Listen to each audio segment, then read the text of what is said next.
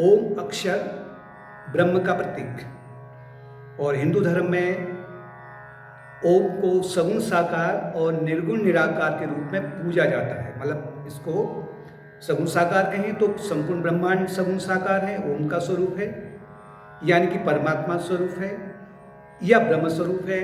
और निर्गुण निराकार के रूप में भी ओम का पूजन किया जाता है। ऋषि मुनियों ने प्राचीन काल में बहुत एक गहन धर्म समाधि में प्रवेश होकर करके इस ओम का उन्होंने संयोजन किया है। औ, ऊ और मौ, और चौथा जो है वो हलंत आ गया,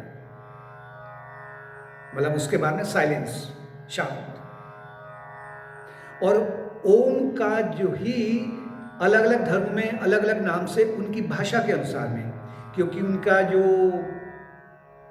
जिह्वा है ना, क्योंकि अलग अलग लोग सही उच्चारण नहीं कर सकते हैं जो हिंदू कर सकता है, तो उसका जो रूप बनाया है वो उसके से आमेन है, ओमेन है, ये भी ओम का ही प्रतीक है। ओमकार, ये भी ओम का ही प्रतीक है। और ओम सभी मंत्रों का राजा भी है। अगर आप केवल ओम का उच्चारण कर रहे हैं तो आपका मंत्र पूरा हो गया है। और ओम को प्रणव भी कहते हैं। प्रणव का तात्पर्य है जो नित्य नया रहता है। जितना ज़्यादा आप मंत्र जाप करेंगे ओम को मिला करके, उतना ही अधिक आपके मन की शुद्धि होती है, आपको बोरियत नहीं होती उससे। मतलब आपको अगले बार और भी आनंद आता है ओम का उच्चारण करने में। जब कभी भी आप कोई किसी कष्ट में होते हैं तो दीर्घ ओम का उच्चारण कीजिए, जैसे ओ, अनेकों बार। अब हम ओम के प्रतीक में आएंगे। जितने भी शब्द हैं, चाहे किसी भी धर्म के कोई भी शब्द हैं, कुछ भी व्याख्या है, वो सब ओम के अंतर्गत आते हैं, इसमें समा जाते हैं। कैसे? औ का जो उच्चारण होता है वो गले से होता है। औ स्वर दिए है ना, ओ आ ई ऊ, जो हमारे हिंदी स्वर दिए हैं हिंदी वर्णमाला में, तो वो औ गले से आरंभ होता है और मौ पर रुकता है, और जो ऊ का जो अक्षर है वो बीच में, इन दोनों के बीच में है।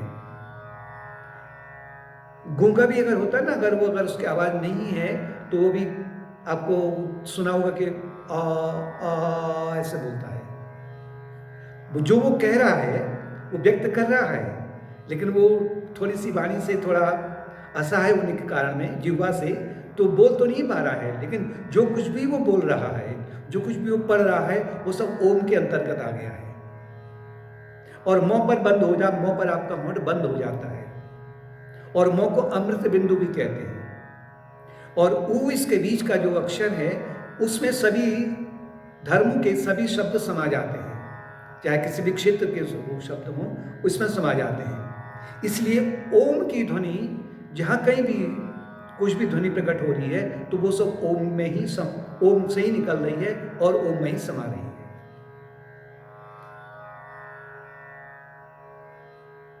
ओम का अब तात्पर्य हम आगे ले जाएं। दूसरा जो इसका अर्थ है, ओ का तात्पर्य है भौतिक जगत या भौतिक शरीर। ऊ का तात्पर्य है सूक्ष्म शरीर या सूक्ष्म जगत। और मौ का तात्पर्य है कारण शरीर या कारण जगत। जैसे आपका शरीर है तो इसे कहते हैं पिंडांड, और संपूर्ण जगत को कहते हैं ब्रह्मांड। मतलब संपूर्ण ब्रह्मांड में जो कुछ भी है वो आपके इस शरीर के भीतर विद्यमान है, मतलब पिंडांड है, उसका एक अंश है। लेकिन ओम जो ब्रह्म है इन तीनों शरीरों से परे है, पृथक है। इसी वजह से औ, ऊ और मौ के बाद में वाणी रुक जाती है।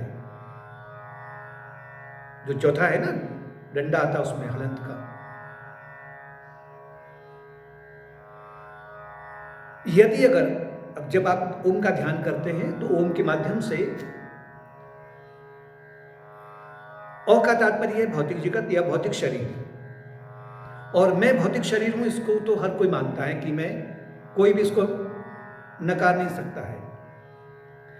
किंतु इस भौतिक शरीर में, जो आपका भौतिक शरीर है, इसमें जो कुछ भी पंच तत्वों के माध्यम से, पृथ्वी है, जल है, वायु है, आकाश है, अग्नि है, इन पंच तत्वों के माध्यम से जो कुछ भी आपके इस शरीर में अवयव आए हैं, भोजन के रूप में, जल के रूप में, वायु के रूप में, वो कहाँ से आए? इस ब्रह्मांड से तो आए ना। और ये शरीर उनका उपयोग करने के बाद में फिर उनको दोबारा इसी ब्रह्मांड में छोड़ देता है। तो अगर आप ये कहें कि मैं भौतिक शरीर हूं, तो ये कहने में आपको कोई भी कठिनाई नहीं होनी चाहिए कि मैं संपूर्ण ब्रह्मांड भी हूं। भौतिक शरीर को कहते हैं विश्व, ब्रह्मांड को बोलते हैं विराट। अगर मैं विश्व हूं, अगर मैं शरीर हूं, तो मैं विराट हूं, अर्थात मैं पर्वत में ही हूं, नदी में ही हूं, आसमान में ही हूं, नक्षत्र में ही हूं, या जो कुछ भी है, जहां भी आपका मन पहुंचे वहां उसको कह सकते हैं कि ये सब मैं हूं। अगर मैं भौतिक जगत हूं, भौतिक शरीर हूं, तो सब कुछ मैं हूं। ये तो आपका ओ का तात्पर्य हो गया, मतलब संपूर्ण ब्रह्मांड आपके उसमें भौतिक जगत समा गया है। ऊ का तात्पर्य है कि सूक्ष्म जगत से। सूक्ष्म जगत का तात्पर्य है कि मन से, माइंड। बिना मन के आप अपने आप को शरीर नहीं कह सकते हैं। बिना मन के आप कोई भी कार्य नहीं कर सकते हैं। जो कुछ भी आपकी क्रियाएं हो रही हैं, यहां तक कि जन्म भी हो रहा है, उसको मन अनुभव कर रहा है। अगर मृत्यु हो रही है, वो भी मन अनुभव कर रहा है। भूख लग रही है तो वो भी मन अनुभव कर रहा है। मन को कहते हैं तेजस, एफलजेंस, मतलब प्रकाशवान, मतलब एक प्रकाश। मन के प्रकाश में आपकी शरीर जो भी क्रियाएं होती हैं वो संपन्न होती हैं। तो जो ऊ का तात्पर्य है कि मैं सूक्ष्म शरीर हूं या सूक्ष्म जगत हूं। अगर मैं मन हूं, तो जिस प्रकार से आपका ये शरीर इस ब्रह्मांड से, इस विराट से पृथक नहीं है, विश्व इस विराट से पृथक नहीं है, उसी प्रकार से जो आपका इंडिविजुअल माइंड है, वो मन भी, उसका कोई अपना अलग से अस्तित्व नहीं है, वो भी विराट का अंश है। उस विराट को हम कहते हैं हिरण्यगर्भ, कॉस्मिक माइंड। अगर मैं मन हूं तो मैं हिरण्यगर्भ हूं। हिरण्यगर्भ का तात्पर्य, जैसे कि सूरज की अनंत किरणें होती हैं, तो जितने भी घड़े हैं उनमें जो किरणें जा रही हैं वो सब सूरज की ही हैं। अगर मैं मन हूं तो मैं सभी का मन हूं। भगवान कृष्ण का मन मैं ही हूं, उनके मन से मेरी ट्यूनिंग हो रही है। भगवान राम के मन से मेरी ट्यूनिंग हो रही है, या सभी प्राणियों के मन से मेरी ट्यूनिंग हो रही है। तो मैं अगर तेजस हूं तो मैं हिरण्यगर्भ हूं। यह आपको ऊ का तात्पर्य है। और तीसरा मौ का तात्पर्य है, जहां पर होंठ बंद हो जाता है, उसके बाद में एक साइलेंस उत्पन्न होता है, शांति होती है, मौन जिसे कहते हैं। मौ का तात्पर्य है कारण जगत या कारण शरीर। जैसे इस शरीर में एक सूक्ष्म स्थूल शरीर है, सूक्ष्म शरीर है, कारण शरीर है, उसी प्रकार से संपूर्ण ब्रह्मांड भी एक ये भौतिक जगत है, सूक्ष्म जगत भी है और कारण जगत भी है। शरीर के माध्यम से आप मौ को कहते हैं कि मैं प्रज्ञा हूं। ये अंतर यात्रा है आपकी। मैं प्रज्ञा हूं। प्रज्ञा का तात्पर्य है कि मैं ज्ञान स्वरूप हूं, जो मन को प्रकाशित कर रहा है, और उसके बदले जो मन है फिर शरीर को प्रकाशित कर रहा है या वाणी को प्रकाशित कर रहा है। जैसे सूरज है तो सूरज पहले चंद्रमा को प्रकाशित करता है, और चंद्रमा का जो प्रकाश है फिर भौतिक जगत को उजाला देता है, चांदनी देता है। तो कारण जगत के स्तर पर, कारण शरीर के स्तर पर मैं प्रज्ञा हूं। तो प्रज्ञा का भी कोई अपना इंडिविजुअल एग्जिस्टेंस नहीं है। जैसे शरीर का नहीं था, मन का नहीं था, तो बुद्धि जो प्रज्ञा है उसका भी कोई अपना, इसे बुद्धि भी कह सकते हैं, उसका भी कोई अपना अलग से अस्तित्व नहीं है। वो भी मूल स्रोत है अपने किसका? ईश्वर का। इंडिविजुअल माइंड के स्तर, इंडिविजुअल के स्तर पर उसको बोलते हैं प्रज्ञा, और ब्रह्मांड के स्तर पर उसको बोलते हैं ईश्वर। और वही ईश्वर संपूर्ण ब्रह्मांड का नियंता है। और चौथी जो स्थिति आती है इसके बाद में, क्योंकि जो भौतिक जगत में भौतिक शरीर का अनुभव आप भौतिक जगत में करते हैं, यहाँ पर आप सूक्ष्म जगत का भी अनुभव करते हैं और कारण जगत का भी अनुभव करते हैं। लेकिन जब स्वप्न में रहते हैं, स्वप्न में उस समय में आप कारण शरीर का, सूक्ष्म शरीर का अनुभव करते हैं। उसमें भौतिक जगत या भौतिक शरीर का कोई भी भान नहीं रहता है। जब आप नींद में चले जाते हैं तो उस समय में न तो भौतिक जगत न सूक्ष्म जगत, बल्कि उसमें आप कारण जगत में रहते हैं। उस कारण जगत को या कारण शरीर को ही प्रज्ञा कहते हैं और उस प्रज्ञा का जो स्रोत है वो है ईश्वर। जिस प्रकार से इस शरीर में प्रज्ञा इस शरीर का पूरा नियंता है, उसी प्रकार से संपूर्ण ब्रह्मांड का नियंता ईश्वर है। अब ईश्वर कौन है? लेकिन पहले हम आएंगे जो चौथी स्थिति है, ऊ और मौ के बाद में, दीर्घ ओम के बाद में चौथा जो हलंत आता है, जहाँ पर शांत हो जाता है, मौन हो जाता है, उस मौन को कहते हैं कि अब आप स्थूल जगत, सूक्ष्म जगत, कारण जगत या स्थूल शरीर, सूक्ष्म शरीर और कारण शरीर से अब पृथक हो चुके हैं। जो ब्रह्म है, जो ओम स्वरूप जो ब्रह्म है, परमात्मा है, वो इन तीनों शरीरों से पृथक है, अनासक्त है। जैसे कि आकाश बादलों से असंग है, अनासक्त है। सूरज घड़े के बिंब से अनासक्त है, असंग है। वो चौथी स्थिति आती है। और उसी के प्रकाश में, उसी ब्रह्म के प्रकाश में या ओम के प्रकाश में या प्रणव के प्रकाश में ही बुद्धि कार्य करती है। बिना ब्रह्म के या बिना परमात्मा के बुद्धि कार्य नहीं कर पाएगी। बुद्धि जड़ है, मन जड़ है, शरीर जड़ है।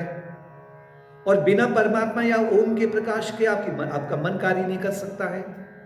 और बिना ही ब्रह्म के या ओम के प्रकाश के बिना आपका शरीर भी कार्य नहीं कर सकता है। जो कुछ भी इसमें चैतन्यता प्राप्त हो रही है इन तीनों शरीरों को, वो आपका वही ओम स्वरूप है, वो आपका अंतरात्मा है। वही आत्मा कहें, परमात्मा कहें या ब्रह्म कहें। और ओम के माध्यम से वहां पर जाना है। आपको अनुभव करना है कि मैं स्थूल शरीर नहीं हूं, मैं सूक्ष्म शरीर नहीं हूं, मैं कारण शरीर नहीं हूं, अपितु मैं सच्चित आनंद स्वरूप, मैं प्रेम स्वरूप, मैं अनादि आदि अंत मध्य स्वरूप हूं, मैं चैतन्य स्वरूप हूं। इस प्रकार से इस ओम को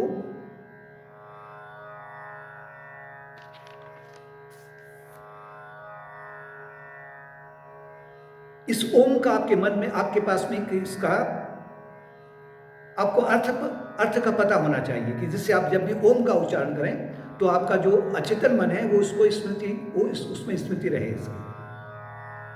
लेकिन अज्ञान के कारण में, जीवात्मा कहें उसे, अब अज्ञान के कारण में जीवात्मा फिर इन तीनों शरीरों में निरंतर भटकते रहता है। जिसे कहते हैं, अगर वो स्थूल शरीर से अगर आसक्त हो गया है तो उससे कहते हैं देहाध्यास, भौतिक शरीर से आसक्त हो जाना। सपने में वो सूक्ष्म जगत से या सूक्ष्म शरीर से आसक्त हो जाता है और नींद में वो कारण शरीर से आसक्त हो जाता है। इस प्रक्रिया को आपने तोड़ना है। इन्हें कहते हैं तीन ग्रंथियां।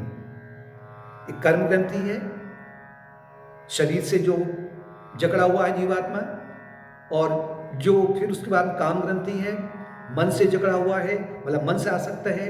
और तीसरा है अज्ञान ग्रंथि, अविद्या ग्रंथि, जो कारण जगत से वो या कारण शरीर से वो आसक्त है।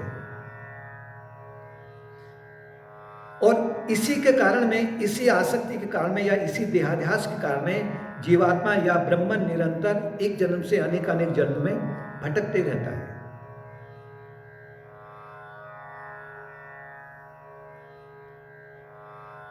ईश्वर की परिभाषा क्या है कि जैसे कहते हैं ना कि मैं शरीर हूं, ब्रह्मन की जो माया शक्ति है, जिसको हिंदू धर्म में अगर शिव ब्रह्म है तो माया शक्ति क्या है? तो मां पार्वती है।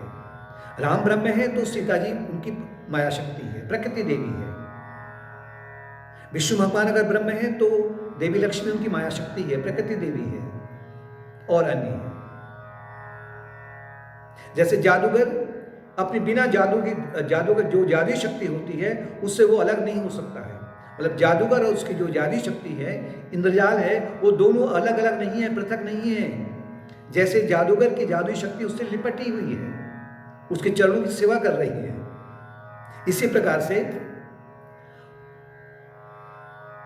ब्रह्मन भी माया शक्ति से युक्त होकर के, अब ये माया 3 प्रकार की है। एक तो सात्विकी प्रकृति है, दूसरा है राजसी प्रकृति और तीसरा तामसी प्रकृति।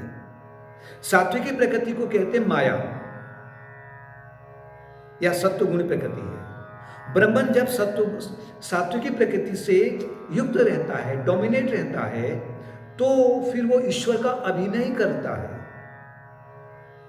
क्योंकि ब्रह्मन कुछ भी करने में असहाय है जब तक कि प्रकृति देवी उनके साथ में नहीं रहेगी।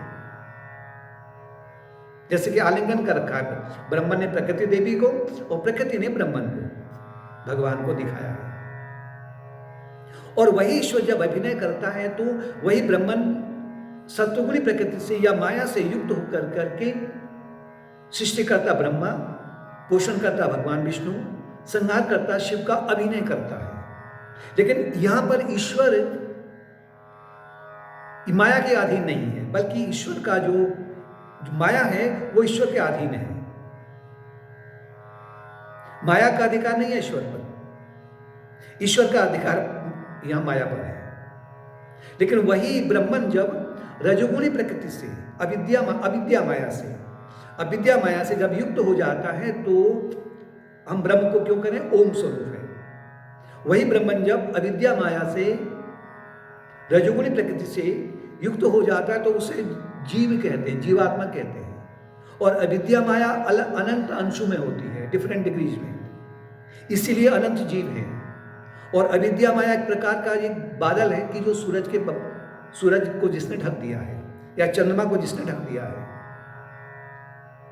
विद्या माया या प्रकृति देवी जो है वो एक हल्का बादल है, उसके आर पार सूरज को देखा जा सकता है।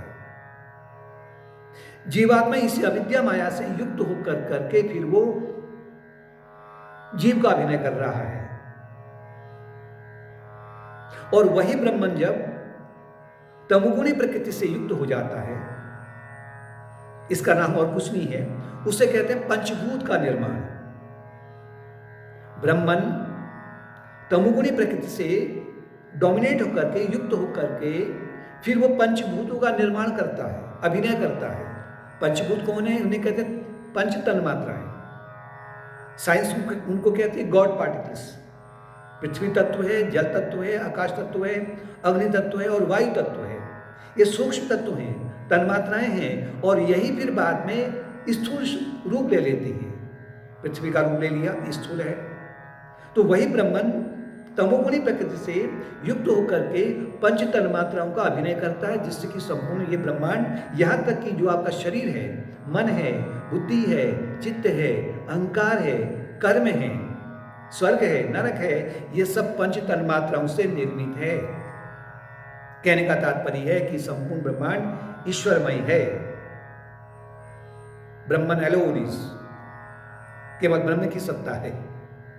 उसको जानने के लिए ही ऋषि मुनियों ने बिल्कुल एक जो मार्ग दिया था, उन्होंने कहा कि आप ओम का उच्चारण करो। जितना आप आगे करेंगे उतना ही अधिक आपके भीतर की जो अविद्या माया है दूर होते जाएगी, और अविद्या माया दूर होती जाएगी तो जीवात्मा को ये ज्ञात हो जाएगा कि मैं ब्रह्म स्वरूप